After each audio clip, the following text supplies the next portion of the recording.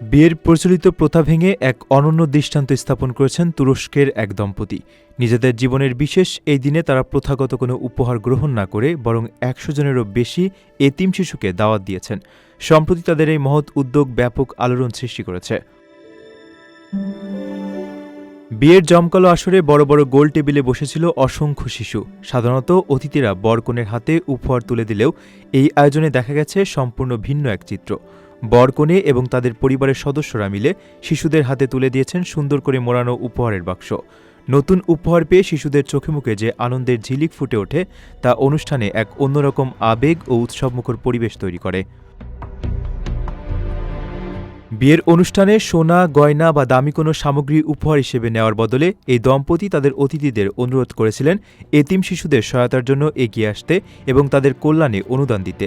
নিজেদের নতুন জীবনের সূচনা লগ্নে অসহায় শিশুদের মুখে হাসি ফোটানোর এই মানবিক উদ্যোগ সর্বমহলে প্রশংসিত হচ্ছে। নিজের একটি স্বপ্নের ফ্ল্যাট এখন আর স্বপ্ন নয়। প্রবাসীর সিটিতে শুরু হয়েছে ৬ বছর মেয়াদী সহজ কিস্তিতে ফ্ল্যাট কেনার দারুণ সুযোগ। এক ঠিকানায় আধুনিক জীবনযাপনের সব সুবিধা, নিরাপদ, পরিকল্পিত ও বিদেশের মতো স্মার্ট পরিবেশ।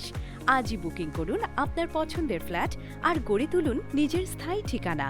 বিস্তারিত জানতে কল করুন স্ক্রিনে দেওয়া নাম্বারে।